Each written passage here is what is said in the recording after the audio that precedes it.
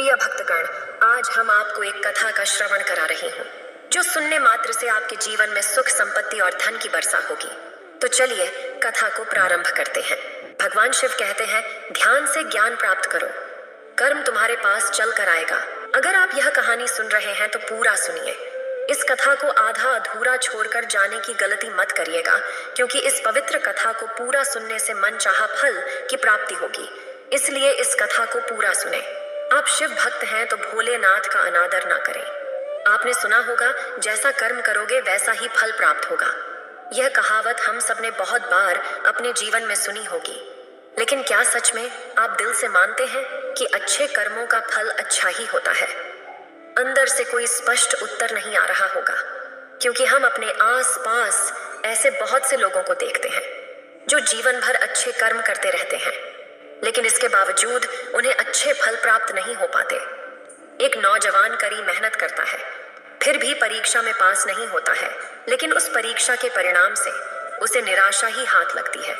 तो इससे तो यही सिद्ध होता है, भगवान शिव ने जो कहा है कि अच्छे कर्मों का फल अच्छा ही होता है। या तो ईश्वर गलत थे, या फिर हम कर्मों का लेखा जोखा समझ ही नहीं पा रहे हो। भगवान शिव कहते हैं, चिंता मत करिए, क्योंकि आज की कहानी सुनने के बाद कर्मों के बारे में आपकी सोच, आपकी दृष्टि एकदम स्पष्ट हो जाएगी। कहानी को आखिर तक सुनने के बाद। एक बार की बात है, किसी गांव में राम और श्याम नाम के दो भाई रहते थे। पूरा गांव जानता था कि वो कहने को भाई थे, लेकिन भाई जैसा प्रेम उन दोनों में नहीं था। राम बड़ा भाई था और श्याम से वह बहुत तेज और चालाक था। उसने श्याम के हिस्से में आने वाली खेती बाड़ी की जमीन भी खुद हड़प ली थी। इसीलिए श्याम के परिवार को बड़े ही कष्ट के दिन झेलने पड़ रहे थे। श्याम की पत्नी अक्सर बीमार रहा करती थी और उसके पास उसके इलाज तक के पैसे नहीं थे। लेकिन अपने भाई से विपरीत श्याम बड़े ही शीतल स्वभाव का इंसान था।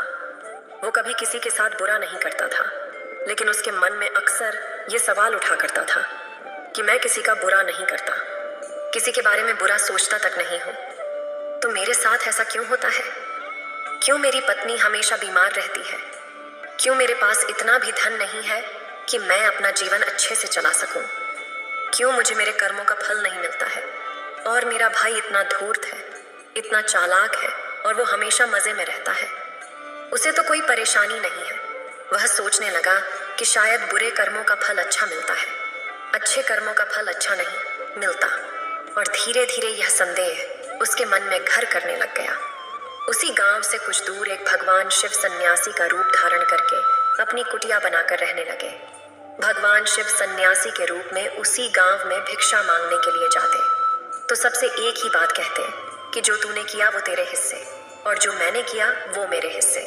श्याम इस बात का अर्थ कभी समझ नहीं पाया। एक दिन जब वो गहरी चिंता में डूबा हुआ था, तो उसके कानों में यही शब्द पड़े कि जो तूने किया वो तेरे हिस्से, और जो मैंने किया वो मेरे हिस्से।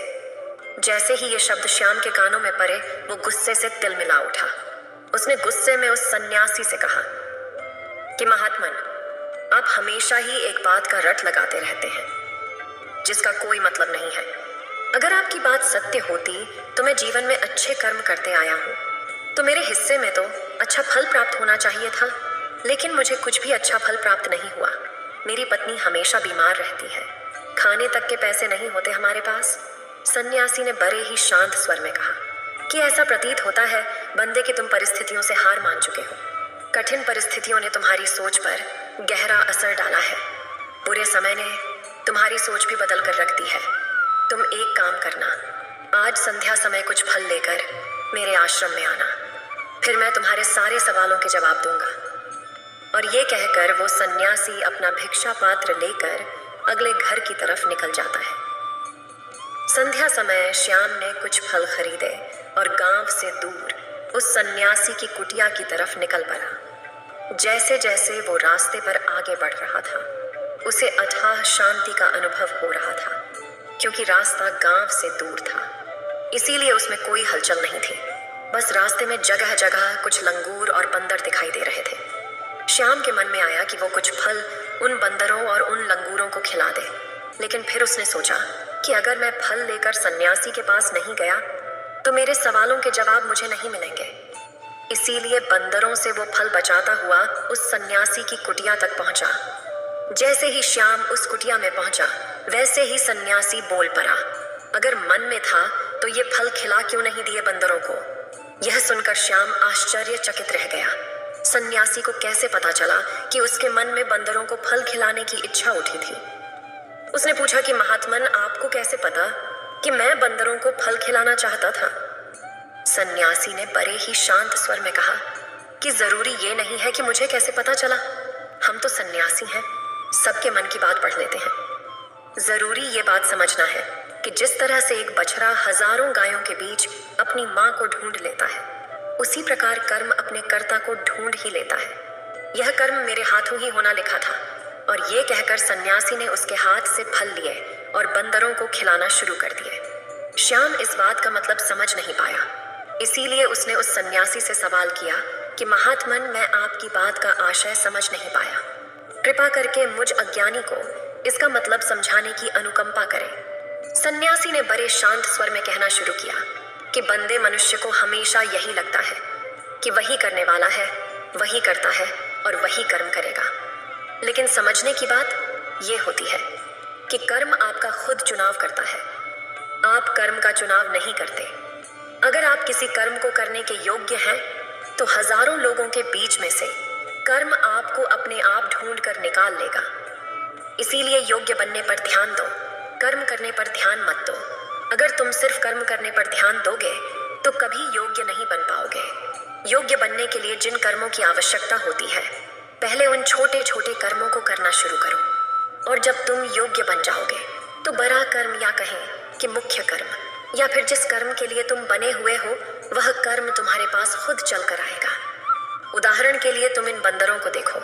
इन बंदरों ने छोटे छोटे कर्म करके पैरों पर चढ़ना सीखा, गुलाटियां लगाना सीखा और इसी प्रकार छोटे छोटे कर्म करते हुए ये मुझ तक पहुंच गए।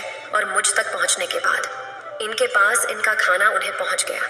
इसीलिए अपनी रोजमर्रा की जिंदगी में छोटे छोटे कर्म करते हुए अपने आप को योग्य बनाते जाओ। और जब तुम योग्य बन जाओगे तो अपने आप बड़ा लक्ष्य तुम्हें प्राप्त हो जाएगा। सन्यासी ने अगला कथन कहना शुरू किया, जो कि बहुत ही जरूरी था। ध्यान लगाकर सुनना।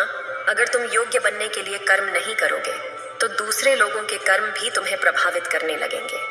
उदाहरण के लिए तुम्हारी पत्नी कई दिनों से बीमार है। तुम अक्सर यही सोचते हो कि मुझे किन कर्मों की सजा मिल रही है। लेकिन समझने की बात यह होती है कि तुम्हारी पत्नी बीमार अपने कर्मों की वजह से है, तुम्हारे कर्मों की वजह से नहीं है। तुम्हारे कर्म तो अच्छे हैं, लेकिन क्या पता तुम्हारी पत्नी के कर्म अतीत में अच्छे न रहे हों, जिसकी वजह से वह बीमार हो गई हो। और तुम्हारी पत्नी के कर्मों की वजह से तुम्हें भी दुख झेलना पड़ रहा है। और इसी प्रकार बहुत से मनुष्य अपने बच्चों की वजह से, अपने परिवार की वजह से, इन सब की वजह से दुख झेल रहे होते हैं। लेकिन जरा सोचो, अगर तुम योग्य होते तो तुम अपनी पत्नी का उचित इलाज करवा पाते, उसकी बीमारी दूर करवा पाते। और क्या पता, अगर तुम योग्य होते तो तुम्हारा किसी दूसरी स्त्री के साथ विवाह हुआ होता जो स्वस्थ होती। लेकिन तुम योग्य नहीं थे, इसीलिए तुम अपनी पत्नी की वजह से कुछ दुख झेल रहे हो। अगर तुम योग्य बन जाओगे तो दूसरे लोगों के कर्म तुम्हें प्रभावित नहीं कर पाएंगे।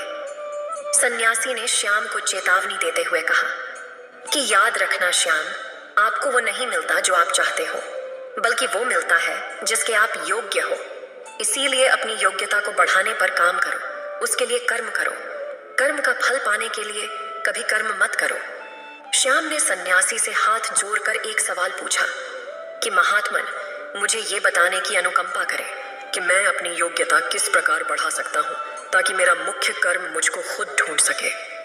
सन्यासी ने बड़े ही शांत स्वर में कहना शुरू किया कि बंदे, इसके लिए बड़े ही सरल सरल उपाय होते हैं। सबसे पहला उपाय है कर्म करके भूलते जाओ। तुम जो भी कर्म कर रहे हो अपने योग्य बनने के लिए, उस कर्म को करने के बाद भूल जाओ। यह मत सोचो कि उससे तुम्हें क्या प्राप्त हुआ। इसीलिए कहा जाता है कि कर्म करो, फल की चिंता मत करो। अगर तुम फल की चिंता करोगे तो वास्तविकता में तुम कर्म कर ही नहीं रहे होगे। अक्सर मनुष्य की पीड़ा का यह एक बहुत बड़ा कारण होता है। वह सोचता है कि मैं कर्म तो अच्छे कर रहा हूँ, लेकिन मुझे फल प्राप्त नहीं हो रहे। और यही पीड़ा उसके मन को ठेस पहुंचाती रहती है, उसको अपने लक्ष्य से भटकाती रहती है। किसी कर्म को करने के बाद अपना आकलन जरूर करें, लेकिन फल की चिंता न करें। श्याम ने सन्यासी से सवाल किया कि महात्मन, हम अपना आकलन कैसे कर सकते हैं? सन्यासी ने उत्तर दिया कि बंदे, जब भी तुम कोई काम पूरा करते हो तो काम पूरा करने के बाद खुद से यह सवाल पूछो कि क्या इस काम को करते समय तुम्हारा ध्यान इसी काम पर टिका हुआ था या तुम्हारा ध्यान कहीं और भटक रहा था। इस तरह तुम खुद का आकलन कर पाओगे कि तुम कितने ध्यान के साथ उस काम को कर रहे थे, और जितने ध्यान से तुम किसी कर्म को करोगे उतनी ही तुम्हारी योग्यता बढ़ती जाएगी। और अगर तुम यूं ही बस पूरा करने के लिए किसी कर्म को करते रहोगे तो उस कर्म से तुम कभी भी योग्य नहीं बन पाओगे। वो कर्म तो पूरा हो जाएगा, लेकिन उसका फल तुम्हें प्राप्त नहीं होगा। इसीलिए अपना आकलन इस प्रकार करो कि तुम्हारा ध्यान वहां पर टिका हुआ था या नहीं था, या तुम्हारे विचार तुम्हें कहीं भटका ले गए थे। और कोशिश करो कि तुम्हारे विचार अगली बार जब तुम कर्म करो तो उसी कर्म पर टिके रहे, इधर उधर दूसरी बातों में भटके ना। श्याम ने इस पर एक सवाल पूछा कि महात्मन, जब भी हम कोई कर्म करते हैं तो हमारा मन विचारों से ग्रस्त हो जाता है, वह तरह तरह की बातें सोचने लगता है, तो हम किस तरह अपने मन को एक ही कर्म पर टिकाकर रख सकते हैं? इसके लिए कोई उपाय बताएं। सन्यासी ने इसका उत्तर देते हुए कहना शुरू किया कि बंदे, जब भी तुम किसी कर्म को करते समय अपना पूरा ध्यान उसमें डाल देते हो तो तुम्हारे विचार उसी कर्म पर केंद्रित रह सकते हैं। पूरी निष्ठा, प्रेम और सद्भाव के साथ किया गया कर्म तुम्हारे विचारों को इधर उधर नहीं भटकने देता है। विचार तभी तुम्हें दूसरी दिशाओं में बहा कर ले जाते हैं जब तुम उस कर्म को पूरी निष्ठा के साथ नहीं करते, उसमें पूरा प्रेम नहीं डालते, उसमें पूरा बहाव नहीं दिखाते। जब ये तीनों चीजें तुम उस कर्म में डाल देते हो तो स्वाभाविक रूप से तुम पूरी तरह उस कर्म में सम्मिलित हो जाते हो और तुम्हारा मन और मस्तिष्क एक ही जगह पर टिका रहता है। सन्यासी ने अपनी बात खत्म करते हुए कहा कि अगर कोई इंसान, कोई मनुष्य इन उपायों का सही तरीके से इस्तेमाल करता है, उनका पालन करता है, तो वो किसी भी कर्म के लिए अपने आप को योग्य बना सकता है। और एक बार अगर वो योग्य बन जाता है तो उसी बछड़े की भांति उसका कर्म उसे अपने आप ढूंढ लेता है। श्याम को कुछ पलों में जीवन भर का ज्ञान मिल चुका था। उसे ज्ञान मिल चुकी थी, उसके सारे मन के सवाल खत्म हो चुके थे। उसने सन्यासी को प्रणाम किया और वहां से अपने घर के लिए निकल पड़ा। रात हो चुकी थी और रास्ते पर अंधेरा छाया हुआ था। वह इन बातों के बारे में विचार करता हुआ अपने घर की तरफ निकल पड़ता है और फिर पूरी ईमानदारी से वह अपना काम ध्यान लगाकर करने लगा। धीरे धीरे सारा कुछ ठीक हो गया। इधर भगवान शिव वहां से कैलाश पर्वत के लिए चल दिए। ओम नमः शिवाय। इस वीडियो को बोलते समय कोई त्रुटि हो तो मैं क्षमा चाहती हूँ। उम्मीद है आप सभी को ये वीडियो अच्छी लगी होगी। अगर आप शिव के सच्चे भक्त हैं तो चैनल को सब्सक्राइब और वीडियो को लाइक करके कमेंट में हर हर महादेव लिख दीजिए।